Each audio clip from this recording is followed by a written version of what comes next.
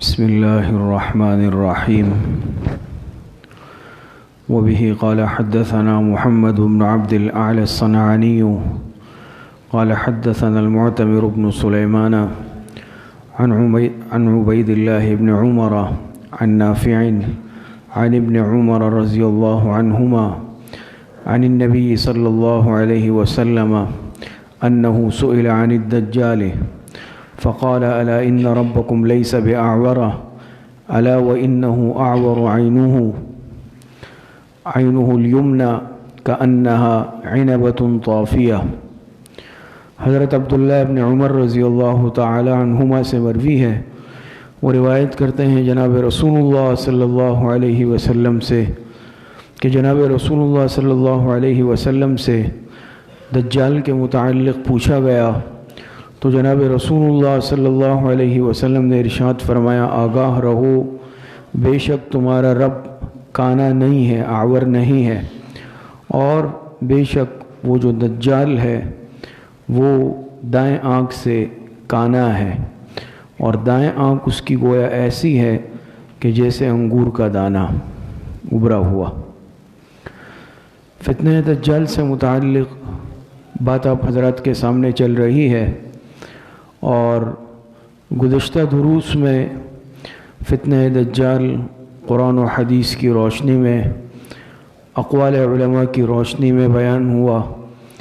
اسی طریقے سے فتنہ دجال سے متعلق جو اہم کتابیں لکھی گئی اس پر آپ حضرات کے سامنے کچھ بات ہوئی، اور دجال کا مکمل حلیہ کہ اس کا ظاہری حلیہ کیسے ہوگا، نسب کیا ہوگا، اس سے متعلق بھی آپ حضرات کے سامنے بات ہو چکی ہے۔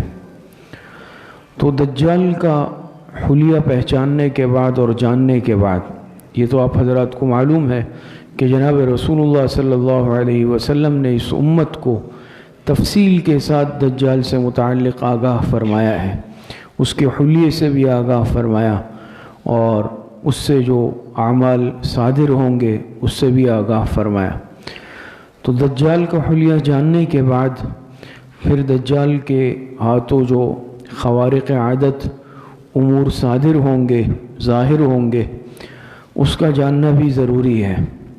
خارق عادت آپ جانتے ہیں، اس کو کہتے ہیں جو چیز خلاف عادت ہو۔ تو دجال سے بھی کئی باتیں ایسی ظاہر ہوں گی کہ جو ظاہری عقل انسان اس کو یعنی مشکل لگتی ہے یا خلاف عادت ہوتی ہے، تو اللہ پاک کے حکم سے ہی یہ باتیں دجال سے صادر ہوں گی، اور اسی وجہ سے بہت سارے لوگ فتنہ دجال میں پڑھ کر گمراہ ہو جائیں گے اور کفر میں داخل ہو جائیں گے۔ اللہ پاک سب کی حفاظت فرمائے اس فتنے سے۔ تو اس میں جو حدیث میں ذکر کی گئی ہے چند ایسی باتیں جو موٹی موٹی ہیں، اس میں ایک بات یہ ہے کہ یہ دجال یعنی اس کو یہ اختیار دیا جائے گا اللہ پاک کی طرف سے کہ جب یہ آسمان کو حکم دے گا تو آسمان بارش برسانا شروع کر دے گی۔ یہ کیا ہے؟ گویا کہ اس کو یہ اللہ پاک کی طرف سے ایک طاقت دی گئی ہے، لوگوں کو آزمانے کے لیے، آزمائش کے لیے ہوگی۔ تو جب یہ آسمان کو حکم دے گا آسمان بارش برسانا شروع کر دے گی، اور بہت سارے کمزور اعتقاد والے لوگ وہ اس کو دیکھ کر اس پر ایمان لائیں گے اور فتنے میں پڑ جائیں گے۔ اسی طریقے سے لکھا ہے کہ یہ زمین کو حکم دے گا تو اس کے کہنے پر زمین اپنی تمام پیداوار، سبزہ، غلہ سب باہر نکال کر رکھ دے گی۔ یہ بھی ایک بہت بڑی آزمائش ہے، بہت بڑے فتنے کی بات ہے۔ اسی طریقے سے یہ ایک ویران جگہ سے گزرے گا تو یہ زمین سے کہے گا کہ اپنے دفینے اور خزانے سب باہر نکال دو۔ تو زمین کے اندر جو مختلف قسم کے دفینے ہوتے ہیں، معدنیات ہوتی ہیں، خزانے ہوتے ہیں، زمین وہ سب کے سب باہر نکال دے گی، اور زمین کے جو خزانے ہیں سونا، چاندی یا دیگر، وہ اس کے پیچھے پیچھے وہ سارے خزانے چلنے لگیں گے۔ اس کے پیچھے ایسے چلیں گے لکھا ہے جیسے کہ شہد کی مکھیاں اپنی جو ملکہ ہوتی ہے اس کی اقتدا میں چلتی ہے۔ وہ خزانے سب اس کے پیچھے پیچھے چل پڑیں گے، جہاں یہ جائیں گا زمین کے وہ معدنیات اور وہ خزانے وہ اس کا پیچھا کریں گے، اس کے پیچھے پیچھے چلیں گے۔ اسی طریقے سے اس کے متعلق یہ بھی لکھا ہے کہ یہ لوگوں کو اپنے اوپر ایمان لانے کا کہے گا تو بعض ضعیف الاعتقاد لوگ، کمزور ایمان والے لوگ اس پر ایمان لے آئیں گے۔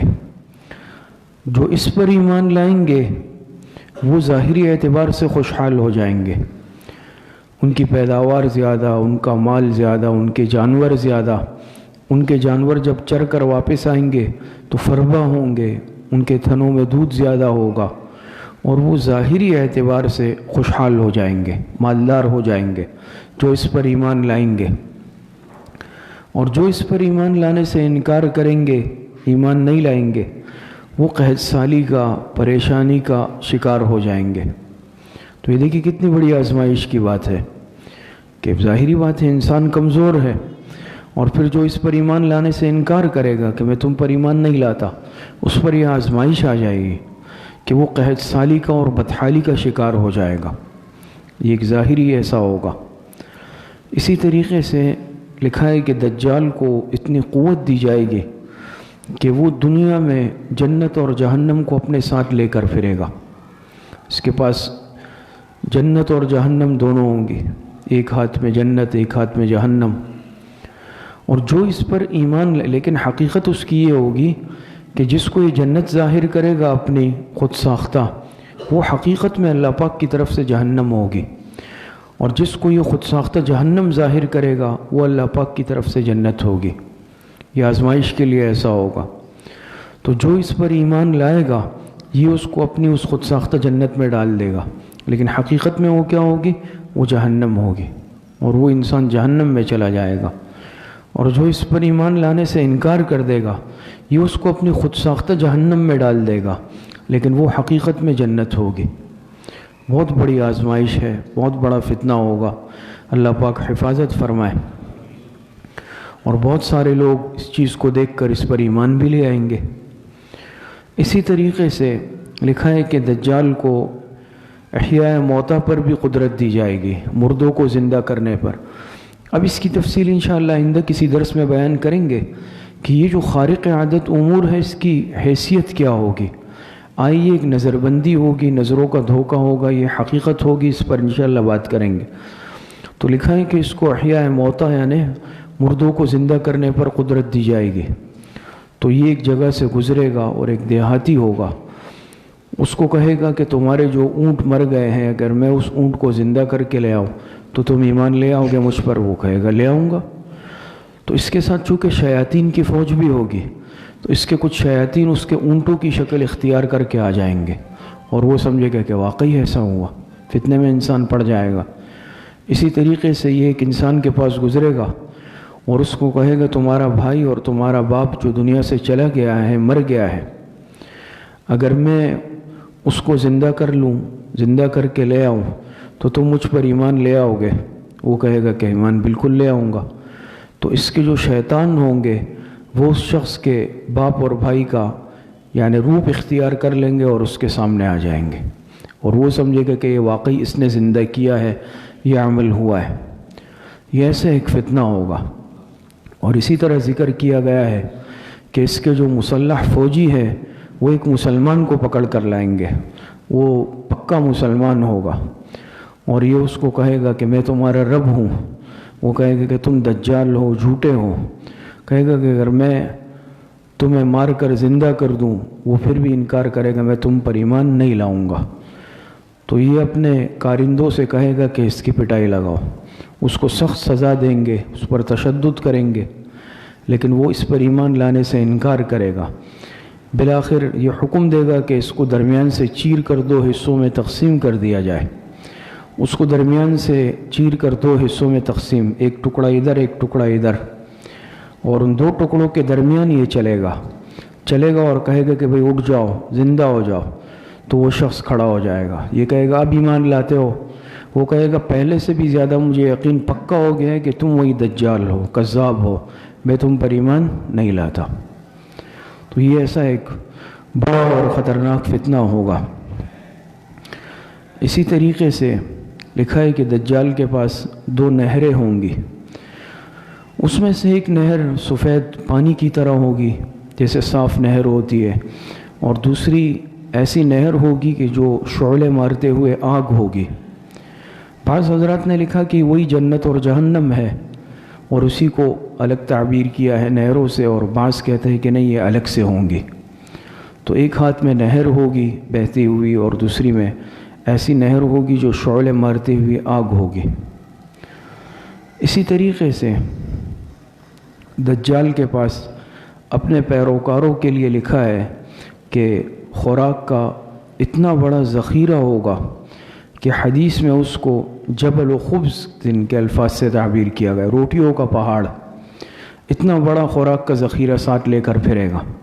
اب ظاہری بات ہے پھر جو لوگ مفلوق الحال ہوں گے، بھوکے ہوں گے، پریشان ہوں گے، ان کو تو اور کیا چاہیے، وہ جلد ہی اس کے فتنے میں پڑ جائیں گے جب اتنے بڑے خوراک کا ذخیرہ دیکھیں گے اور یہ ان کو دے گا، کھلائے گا جو اس پر ایمان لائیں گے۔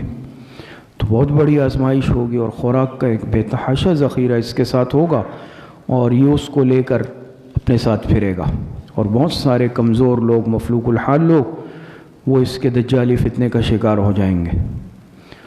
اسی طریقے سے لکھا ہے کہ دجال کے دائیں بائیں انبیاء کی شکل کے 2 انبیاء اکرام کی شکل کے ہم شکل فرشتے ہوں گے، دائیں جانب ایک بائیں جانب، وہ ہوں گے فرشتے، اور وہ انبیاء میں سے بعض انبیاء کے ہم شکل ہوں گے، صورت میں ہوں گے۔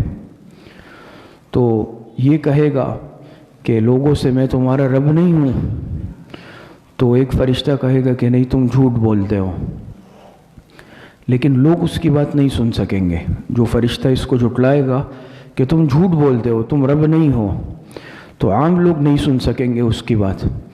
تو دوسرا فرشتہ اپنے ساتھی فرشتے کی تصدیق کے لیے کہے گا کہ ہاں تم نے سچ کہا، اس کو لوگ سن لیں گے۔ اب بات سمجھنے کی کوشش کریں، اس کو جب لوگ سن لیں گے تو لوگ سمجھیں گے کہ اس نے اس کی تائید کی ہے دجال کی، کہ یہ کہے گا نا کہ میں تمہارا رب نہیں ہوں سچا، تو ایک فرشتہ کہے گا نہیں تم جھوٹ بولتے ہو، لیکن اس کی بات کوئی نہیں سن سکے گا۔ اور دوسرا فرشتہ اپنے ساتھی فرشتے کی تصدیق کے لیے کہے گا کہ تم نے سچ کہا، تم نے یہ بات سچ کہی کہ یہ جھوٹا ہے، لیکن اس کی بات لوگ سن لیں گے۔ تو کیا نتیجہ اخذ کریں گے لوگ کہ اس فرشتے نے، یعنی جو پیغمبر کی شکل کا ہے، وہ تو پیغمبر سمجھ رہے ہوں گے کہ اس دجال کی تصدیق کی، اور بہت سارے لوگ اس پر ایمان لے آئیں گے کہ بھئی انبیاء بھی اس کی تصدیق کر رہے ہیں۔ ایسا ایک فتنہ ہوگا عظیم الشان۔ اسی طریقے سے بعض روایت میں یہ بھی آتا ہے کہ یہ چاند کو پکڑ کر، جیسے چاول کا دانہ ہوتا ہے نا، انسان اس کو ہاتھ میں پکڑ کے 2 ٹکڑے کر دے، یہ اس چاند کے 2 ٹکڑے کر دے گا چاول کے دانے کی طرح، اور فضا میں اڑتے ہوئے پرندوں کو پکڑ لیا کرے گا۔ لیکن اس روایت کے متعلق علماء نے لکھا ہے کہ یہ سندن ضعیف ہے، سندن ضعیف بھی ہے، لیکن اس کے باوجود بھی بہرحال ایک بہت بڑا فتنہ ہے، یہ حقیقت ہے۔ اور جہاں اور اتنے سارے فتنے اس کے ساتھ ہوں گے تو ممکن ہے کہ یہ فتنہ بھی ساتھ میں ہو۔ اسی طریقے سے لکھا ہے کہ دجال کے پاس تیز رفتار سواری ہوگی، جس پر سوار ہو کر وہ پوری دنیا گھومے گا اور فساد پھیلائے گا، چونکہ وقت کم ہوگا اس کے پاس، اور اتنے وقت میں اس کو پورے دنیا میں چکر لگانا ہے، تو تیز رفتار سواری اس کو مہیا کی جائے گی، اور اس سواری پر سوار ہو کر وہ پوری دنیا کا ایسا تیز چکر لگائے گا جیسا کہ گویا دنیا اس کے لیے لپیٹ دی گئی ہے، ایک نارمل رفتار سے نہیں، انتہائی تیز رفتاری سے، اور اس عرصے میں وہ پوری دنیا میں چکر بھی لگا لے گا اور پوری دنیا میں فتنہ اور فساد برپا کر دے گا۔ اسی طریقے سے لکھا ہے کہ دجال جس گدھے پر سوار ہوگا، اس گدھے کے دونوں کانوں کے درمیان 40 ہاتھ کا فاصلہ ہوگا، 40 ہاتھ کا۔ اسی طریقے سے اس گدھے سے متعلق اور بھی باتیں آئی ہیں، لیکن وہ مشکوک ہے۔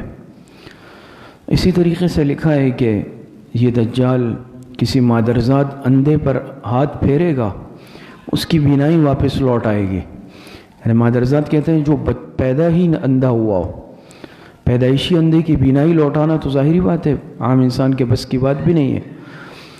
اللہ پاک نے بعض انبیاء کو، پیغمبروں کو یہ معجزہ دیا تھا، لیکن یہ بھی جس مادرزاد اندھے پر ہاتھ پھیرے گا اس کی بینائی واپس لوٹ آئے گی۔ اسی طریقے سے یہ جس کوڑ کے مریض پر، کوڑی جس کو کہتے ہیں، ایک مرض ہے، کوڑی کے جسم پر ہاتھ پھیرے گا اس کا مرض بالکل ٹھیک ہو جائے گا۔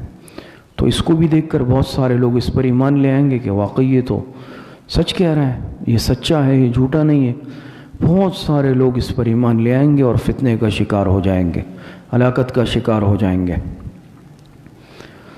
تو یہ کچھ بڑے بڑے فتنے ذکر کیے گئے، اور لکھا ہے کہ جو اس فتنے کے دوران سورہ کہف کی تلاوت کرے گا اس کے فتنے کا اس پر اثر نہیں ہوگا۔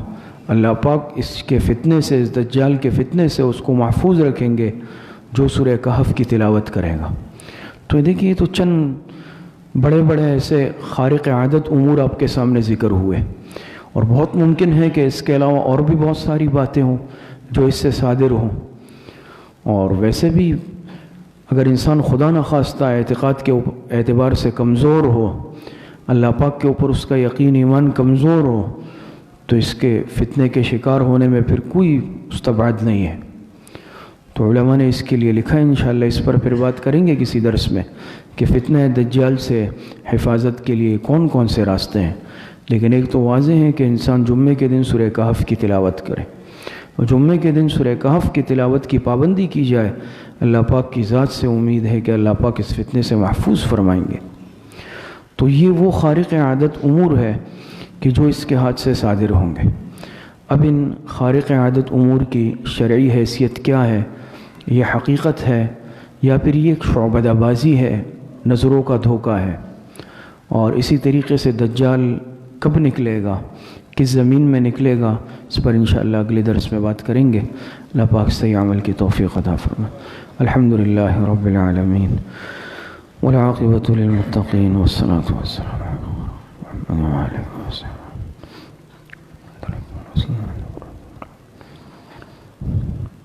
وصلی اللہ وسلم علی نبینا محمد وآلہ واصحابہ اجمعین برحمتک یا ارحم الراحمین۔